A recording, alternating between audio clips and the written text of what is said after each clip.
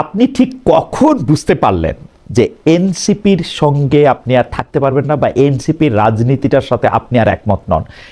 এটা ভাইস ভার্সাও হতে পারে। এনসিপিও হয়তো বুঝতে পারে যে আপনাকে নিয়ে আর রাজনৈতিক পথে আগানো সম্ভব না, বা রাজনীতি করা সম্ভব না। সেটা আপনি ঠিক কখন বুঝতে পারলেন? না, এরকম না বিষয়টা যে এনসিপি আমাকে নিয়ে রাজনীতি করতে চাচ্ছে না, বরং তারা এখনো চাচ্ছে যে আমি যাতে তাদের সাথে যুক্ত হই। বাট প্রথম যে কথাটা সেটা হচ্ছে এনসিপি তো অবশ্যই গভর্নমেন্টে থাকাকালীন সময় আমরা নীতিগতভাবে অবশ্যই আমরা তরুণদের পক্ষে যে কোনো প্ল্যাটফর্মে হোক না কেন, সেটা এনসিপি হচ্ছে পলিটিক্যাল প্ল্যাটফর্মে, এছাড়া অনেকগুলো ভলান্টারি প্ল্যাটফর্মে এখনো অ্যাক্টিভ আছে বিভিন্ন মতাদর্শের। এরপরে রিসেন্টলি আরেকটি সংগঠন তৈরি হয়েছে। তো সবার সাথে আমি মনে করি যে আমরা যেহেতু জুলাইয়ে আমরা একসাথে লড়ছি, ফলে সবার সাথে আমাদের যোগাযোগ আছে, সম্পর্ক আছে, ওই কমরেডশিপ আছে। কিন্তু এনসিপির যে জামাতের সাথে যাওয়ার প্রশ্নটা, এটা আমি মনে করি যে আমরা যখন নামছি ঠিক গভর্নমেন্টে 10 ডিসেম্বর 11 ডিসেম্বর আমরা নেমে গেছি। তো এর আগে থেকেই এটা মনে হচ্ছিল যে আসলে এনসিপি হয়তো জামাতের দিকে যাবে। তখন থেকেই বা এনসিপি জামাতের দিকে যাওয়ার একটা সম্ভাবনা তৈরি হয়েছে, কারণ হচ্ছে বিএনপি সাথে আলোচনা তারা যতটুকু এগোতে চাইছে ওইটা ফলপ্রসূ হয় নাই।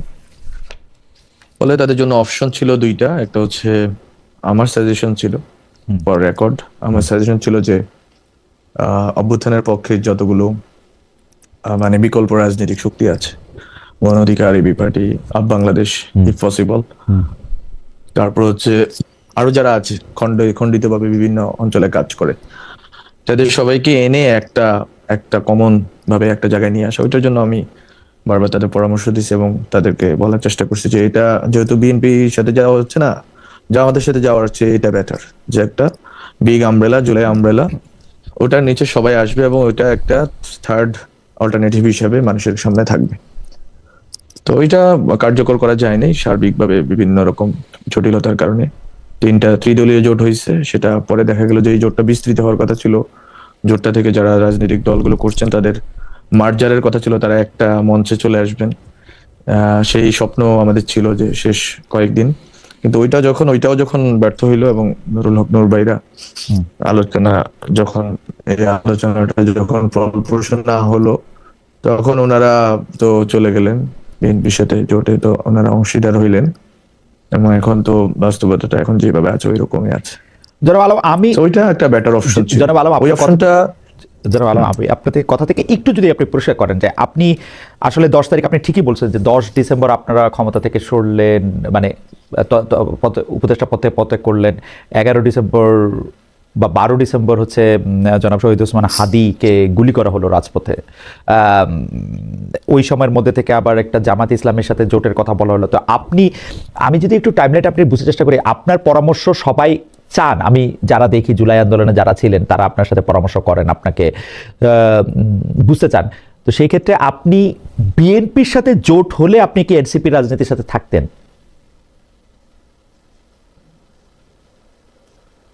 এটা আমার মনে হয় যে বিএনপির সাথে জোটের বিষয়ে আমার কাছে মনে হয়েছে যে মোর মানে better then BNP Jamaat NCP alliance. But ওকে, বিএনপির সাথে জোটের ক্ষেত্রেও অনেকগুলো বিষয় ছিল যে বিএনপি আসলে যে সংস্কারের ব্যাপারে যে স্কেপটিসিজমটা আছে মানুষের মধ্যে মনে, যে বিএনপির ব্যাপারে বিএনপি আসলে সংস্কারগুলো করবে কি করবে না, তো অনেকগুলো বিষয় যেগুলো হচ্ছে নীতিগত মানে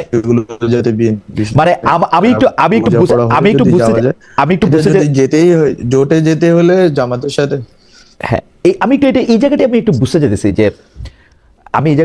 যেতেছি যে আপনার শুধু জামায়াতের সাথে যাওয়ার ব্যাপারেই যে রিজার্ভেশনটা, সেই রিজার্ভেশনটা কেন ছিল? মানে আপনি বিএনপির সাথে জোটের ব্যাপারে আমরা শুনেছি যে আপনার আপত্তি ছিল না, আপনি তো নিজের মুখে এখন বললেন যে আপনি এটাকে বেটার মনে করেন, আপনি মনে করছেন যে আপ বা গণপরিষদের সাথেও যদি আপনাদের একটা জোট হইতো, যে ত্রিদলীয় জোট ছিল, শুধু জামায়াতের ব্যাপারে আপনার রিজার্ভেশন কেন জনাব মাহফুজ আলম? মানে এইটার কি কোনো ব্যাখ্যা আছে? এটাকে আপনার ব্যক্তিগত কোনো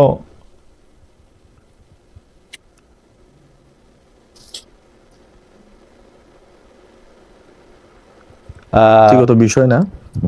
হ্যাঁ, শুনতে পাচ্ছেন আমাকে? জি, পাচ্ছি। আচ্ছা, তো এটা আসলে ব্যক্তিগত বিষয় না। জামাতের সাথে যাওয়ার বিষয়টা আসলে জামাতের সাথে যাওয়া এবং জামাতের সাথে আন্দোলন করা, এটা যদি আমি যদি ব্যক্তিগত বিরোধী হইতাম তাহলে আমি অভ্যুত্থানের সময় জামাতের সাথে ওই সময় যোগাযোগ ছিল না, ওই সময় শিবিরে যারা দায়িত্বে আছেন তাদের সাথে যোগাযোগ ছিল, তাদের সাথে কথা বলে আমরা কোঅর্ডিনেট করে অভ্যুত্থানের কাজটা করতাম না। ফলে এটা ব্যক্তিগত বিষয় নয়, বরং এটা হচ্ছে যে রাজনৈতিক যে বাস্তবতা বাংলাদেশে এখন প্রবেশ করছে, সেখানে হচ্ছে এনসিপি কে মানুষ দেখতে চায় একটা থার্ড অপশন আকারে, যে বিএনপি জামাত অথবা পুরাতন যারা রাজনৈতিক দল আছে এর বাইরে একটা অপশন থাকবে। এখন অপশন যদি থাকে তাহলে জামাতের চেয়ে কেন BNP better option? BNP better option এই জন্য যে বিএনপি অনেক ক্ষেত্রেই বেটার অপশন না হওয়ার একটা কথা তো এনসিপির লোকরা বারবার বলার চেষ্টা করছে, কিন্তু একটা জিনিস হচ্ছে যে আদর্শিকভাবে জামাতের যেই এন্ট্রেন্সমেন্ট এবং যে ধরনের মানে এক ধরনের সুযোগ আছে যে মানে আদর্শিকভাবে ইনফিলট্রেট করার, সেই সুযোগ বিএনপির নেই। ফলে আপনি যে অভ্যুত্থানের যে শক্তি, যে এনসিপি, ওইটাকে যদি আপনি দেখেন যে একটা জামাতের সাথে জোটটা বলার চেষ্টা করা হচ্ছে আদর্শিক জোট না, কিন্তু জামাতের সাথে জোটটা আদর্শিক না হলেও জামাতের সাথে যখন এটা সার্বিকভাবে যখন আপনি দেখবেন, তখন দেখবেন যে জামাতের সাথে জোটটা আদর্শিক দিকে রূপান্তরিত হওয়া শুরু করবে। কারণ জামাতের ওই আদর্শিক শক্তিটা আছে, সেটা ভালো খারাপ সেটা তর্ক আমরা করতে পারি, সেটার ক্রিটিক আমরা করতে পারি, কিন্তু জামাতের আদর্শিক শক্তি আছে যে তার সাথে যারা জোটে যাবে তাদেরকে তাদের মধ্যে প্রবেশ করা, তাদের মধ্যে কাজ করা, তাদের যেই দাওয়াতি কাজ বলে এর মাধ্যমে মানে এক ধরনের মানে এই নতুন যে তরুণ যে শক্তি আছে এই শক্তিকে প্রভাবিত করার মতো আদর্শিক শক্তি জামাতের আছে। ফলে এখানে জোটটা বিএনপির সাথে জোটটা হচ্ছে জোট মানে অ্যালায়েন্স ফর কনভিনিয়েন্স। ঠিক আছে, আমরা আমরা যেহেতু এখন আলাদাভাবে দাঁড়াতে পারতেছি না, আমরা যাচ্ছি। হ্যাঁ, কিন্তু জামাতের সাথে জোটটা মোর যেটা দেখাও হবে সেটা হচ্ছে আদর্শিক ভাবে, এবং যেটা মাঠে যাবে সেটাও আদর্শিক ভাবে হবে। মানে এটা নিজেদেরকে বিলোপ করে দেওয়ার একটা মানে এনসিপি বিলুপ্ত হয়ে যাওয়ার মানে জামাতের মধ্যে, জামাত যেহেতু ইনফিল্ট্রেশন শব্দটা আপনি ব্যবহার করছেন, তার মানে জামায়াতের ক্ষেত্রে জামায়াতের সঙ্গে গেলে আসলে এনসিপির আলাদা চরিত্র আলাদা পরিচয় বজায় রাখা মুশকিল হবে বলে আপনি মনে করতেছেন বা মনে করছিলেন? হ্যাঁ, এটা আমি মনে করছি এবং এখনো মনে করি যে জামাতের এই শক্তি আছে।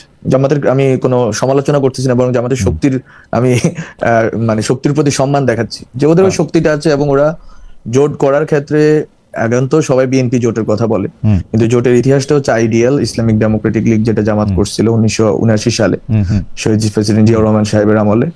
তো ওই সময় আপনারা যদি দেখেন, ওই সময় থেকে শুরু করে জামাতের জোটের ইতিহাস হচ্ছে জামাত আদর্শিকভাবে অনুপ্রাণিত, প্রভাবিত, অনুপ্রবেশ সব অর্থেই জামাতের ওই শক্তি আছে, এবং এখন তো জামাত আরো বেশি শক্তিশালী, আরো বেশি কার্যকর প্রমাণিত হচ্ছে দিনকে দিন। ফলে আমি মনে করি যে এনসিপি যে এই যে বললেন যে শব্দটা ক্যারেক্টার, একটা চরিত্র দাঁড়ানো, এটা বাধাগ্রস্ত হচ্ছে বা হবে, কিন্তু বিএনপি থেকে এনসিপি কে আলাদা যে কোনো দিনে মানুষ করতে পারবে বা করতে পারতো, তার মানে সেটা হচ্ছে সবচেয়ে গুরুত্বপূর্ণ। তার মানে প্রশ্নটা ন্যায়ের না, মানে জামায়াত ন্যায় করতেছে না বিএনপি ন্যায় করতেছে সেটা না, মানে প্রশ্নটা হচ্ছে পরিচয়ের সংকটের। আমরা কিভাবে বলতে পারি যে ধরেন আপনি তো বিএনপি এবং জামায়াতের মধ্যে ন্যায় ভিত্তিক ন্যায়ের জায়গা থেকে বিএনপিকে আগায় রাখতেছেন না, আপনি আপনার পরিচয়টা যেখানে সবচেয়ে ভালো থাকবে সেইটার গুরুত্ব দিচ্ছেন। এটা কি মানে আপনি জেনে বুঝেই এটা করতেছেন?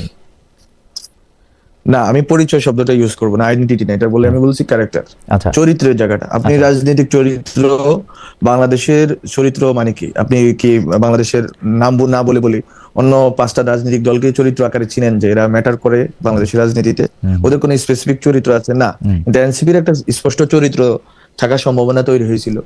এনসিপির একটা মানে একটা ওই লেজিটিমেসি, যে লেজিটিমেসি এনসিপি এখনো হারায় নাই, যতই অভিযোগ থাকুক। কিন্তু এনসিপি বলতে জুলাইয়ের যে ফোর্স, ওরা হারায় নাই এখনো।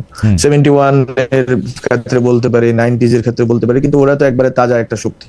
ফলে ওরা যে লেজিটিমেসি নিয়ে আসতেছে, একটা ক্যারেক্টার নিয়ে আসছে, একটা নতুন পলিটিক্যাল কথা বলছে, নতুন পলিটিক্যাল বন্দোবস্তের কথা বলছে, এগুলো সহকারে ওরা চাইলে এই ক্যারেক্টারটা ওরা ডেভেলপ করতে পারতো, যেটা জামাতের সাথে গেলে ওই ক্যারেক্টারটা কম্প্রোমাইজ। নতুন পলিটিক্যাল বন্দোবস্ত যে শব্দগুলি আমরা আপনার কাছ থেকে পুরো শুনছি, বিএনপির সাথে গেলে বন্দোবস্ত আর পলিটিক্যাল বন্দোবস্ত দুইটা আরো বেশি করে হারায় যেত না? আপনারা পরিবারতন্ত্রের কথা বলছেন, আপনারা বলছেন যে একটা জায়গা থেকে গণতান্ত্রিকভাবে উত্থানের কথা, বিএনপির সাথে গেলে তো এটা আরো বেশি হারাইতো, ইজন্ট ইট? না, সেটা আমি তো বললাম, সেটা বিএনপির সাথে যাওয়া, জামাতের সাথে যাওয়া প্রশ্নটা তখনই আসে যখন আপনি আলাদাভাবে দাঁড়াইতে পারতেছেন না। এটা তো ধরে নেওয়া নাই, গিভেন না। বরং জুলাই পদযাত্রার পরে এনসিপির সম্ভাবনা ছিল 100-র উপরে আসনে তারা মানুষের সাপোর্ট পাওয়ার সেই সম্ভাবনা ছিল। মানুষ এক সময় তো মানুষ ভাবছে যে বিএনপি জামাতকে ছাত্ররা তো আবার ক্ষমতায় আসতেছে, সো ওই যে ওখান থেকে যে মানে একবারে গড়িয়ে গড়িয়ে আজকে এই পর্যন্ত আসা, সেই আমি তো বললাম এই পুরা যাত্রাটা এখানে বাধ্য হয়ে যখন আপনি বিএনপি জামাতে যাচ্ছেন, আমি বলছি ওখানে আপনি দেখবেন আপনি দীর্ঘমেয়াদী যদি রাজনীতি করেন আপনি দেখবেন আপনার চরিত্রটা বজায় থাকতেছে কিনা, আপনি যে ভীষণের কথা বলতেছেন ওটা বজায় থাকতেছে কিনা। এবং ওখানে আপনি ধরেন না আপনি বিএনপি যদি যেগুলোর জন্য আপনি বিএনপি সমালোচনা করেন সেইগুলোর জন্য আপনি বিএনপি সমালোচনা করতে পারবেন। জামাতের সমালোচনা আজকে বাংলাদেশে কি হচ্ছে? জামাতের কোনো স্পষ্ট সমালোচনা বাংলাদেশে কেউ করতে পারতেছে না, আমি কারো নাম না ধরেই বলি, সেটা সম্ভব হচ্ছে না। কারণ জামাত ইডিওলজিক্যালি যে কথাগুলো বলে সেই কথাগুলো আপনি বললেই ইসলামের টেরেনে আপনি ঢুকে পড়বেন। না আবার না, এটার ইসলামের আরেকটা টেরেনে- কারণ আছে, এটা সমালোচনা না করার আরেকটা কারণ আছে। জামায়াত তো কখনো ক্ষমতায় আসে নাই, জামায়াতরে তো আমরা কোনো কিছুর জন্য দায়ী করতে পারছি না। আওয়ামী লীগকে আমরা 15 বছরের জন্য দায়ী করতে পারছি সরাসরি, কারণ আমরা একদম নম্বর ধরে ধরে আমরা বলে দিতে পারবো আওয়ামী লীগ এটা করছে এটা করছে এটা করছে এটা করছে এটা করছে। বিএনপির ক্ষেত্রে এটা সম্ভব, যেহেতু বিএনপি রাষ্ট্র ক্ষমতায় ছিল। জামায়াত তো রাষ্ট্র ক্ষমতায় কখনো ছিল না, আপনি তো তার এত প্রবল সমালোচনা আপনি কিভাবে করবেন? করতে পারবেন না তো বিএনপির মতো করে। বা না না, জামাতের প্রবল সমালোচনা করার কথা আমি বলতেছি না। জামাতের পলিসি ক্রিটিক আজকে পর্যন্ত কেউ করলো? জামাতের ইকোনমিক পলিসিটা কি? এটার পলিসির নামটা কি? এটা কি ইসলামিক ইকোনমিক্স? এটা কি মিক্সড ইকোনমি? নাকি এটা হচ্ছে একটা social Democratic economy? Welfare state বলা, সোশ্যাল ডেমোক্রেটিক ইকোনমি নিয়ে না বলা, এই যে দ্বৈততা, এই যে এক ধরনের মানে এক ধরনের অস্পষ্টতা, এটা নিয়ে কেউ আজ পর্যন্ত কথা বলছে? জামাতের কেন আপনি বলতে হবে জামাত ক্ষমতায় থাকলে ক্ষমতার বিরোধিতা করতে হবে? প্রত্যেকটা দলের আদর্শ, পজিশন, পলিসি এগুলো নিয়ে কথা বলতে পারবেন না। আপনার কেন ব্যক্তি আক্রমণ করতে হবে যে এইরকম ওই রকম? ব্যক্তি আক্রমণ করার কথা আমি বলতেছি না। আপনি যেটা জামাতের পলিসি সংকট বলতেছেন, সেটা জামায়াতের অবস্থানগত কিছুটা গ্রে এরিয়া আসে, কিন্তু জামায়াত কিন্তু কিছু ক্ষেত্রে স্পষ্ট তাদের কাজের ক্ষেত্রেও সেটা তার প্রমাণ দিছে। সেই প্রমাণটা হইল যে তারা আসলে খুব পারিবারিক উপায়ে তাদের দলের প্রধান নির্বাচন করতেছে না, এটা গণতান্ত্রিক উপায়ে নির্বাচন করতেছে। তারা কিন্তু দলের ভিতরে সেটা আপনি শিওর? সেটা আপনি শিওর? না, আমি তো শফিকুর রহমানের সাথে গোলাম আজমের সম্পর্ক আছে কিনা আমি তো দেখতে পাই না। তো না, মানে গণতন্ত্র যেই বললেন, পার্টি ইন্টার পার্টি ডেমোক্রেসি, এটা আপনি শিওর? আমার কাছে মনে হয় এটা কিছুটা পোপের মতো তারা এটা করে, মানে এইটাও এক ধরনের ডেমোক্রেসি, বাকিটা তার আমরা দেখতেই পাই না, আমি তার ভিতরে কাজ করি নাই। আপনি নিশ্চয়ই শিওর, আপনি নিশ্চয়ই বলবেন। তবে আমরা জামাত ইসলাম এবং অন্যান্য জিনিসটা আরো অনেক কথা বলবো, কিন্তু আপনাকে পেয়েছে, আপনাকে তো আমার অনেকগুলি প্রসঙ্গে কথা বলতে হবে।